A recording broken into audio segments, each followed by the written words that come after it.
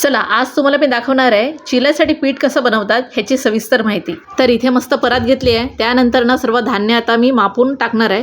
ह्या चिल्यासाठी ना तुम्ही नाही माप घेतला तरी चालेल, पण इथे मी माप घेतलेला आहे। तर इथे मी अर्धा किलो ज्वारी आणि बाजरी घेतलेले आहे, त्यानंतर चणे आणि जे मूग आहेत ना ते पाव किलो घेतलेले आहे। मग 200-300 ग्रॅम मी नाचणी ॲड केलेली आहे आणि 200-300 ग्रॅम आपले मसूर डाळ, मूग डाळ बस। आणि ओट्स तर मी असेच टाकते कारण मला आवडतात त्या। आणि हो, ह्यामध्ये पण ओवा आणि मेथीदाणा टाकायला विसरू नका। मी कोणतंही पीठ बनवते ना तेव्हा ओवा आणि मेथीदाणा टाकतेच। आता हेच पीठ ना तुम्हाला विदाऊट मापाचं सांगते। जर तुमच्याजवळ अशी एखादी वाटी असेल ना, छोटी मोठी कोणती, तर त्या वाटीनेच ना हे सर्व धान्यांना तुम्ही मापून घेऊ शकतात समप्रमाणात। काही तुम्हाला त्यामध्ये मोजायची काही गरज नाही आहे।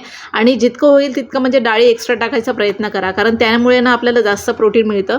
आता ह्या धान्यामध्ये ना मी तांदूळ आणि गहू ॲड करत नाही, पण कोणाला जर हवं असेल ना तांदूळ गहू तर मी ॲड करते, नाही असं नाही, पण शक्यतो नाही ॲड करत, कारण मला ह्यामध्ये चिलामध्ये तांदूळ आणि गहू आवडत नाही। म्हणून तांदूळ आणि गहू नसल्यामुळे ना हे पीठ आहे ना डायबिटीज आणि शुगरवाल्यांना ना खूप चांगलं आहे। प्लस हे लहान बाळांसाठी म्हणजे 2 वर्षावरील बाळासाठी, आता माझ्या मुलाला मी देते हे पीठ। आणि हे पीठ तुम्ही 2-3 म्हणजे की किलो असं बनवून ठेवलं ना तर 1 महिना हे आरामात चालतं। म्हणजे सकाळचा नाश्ता काही नसला ना तर आपलं हे घेतलं आणि यामध्ये कांदा टोमॅटो जरी ॲड केला असं बारीक कापून, कोथिंबीर वगैरे ॲड करून ना मस्त असे छोटे छोटे चिला काय बनवतात तुम्ही, आंबोळी वगैरे तसं पण बनवू शकतात।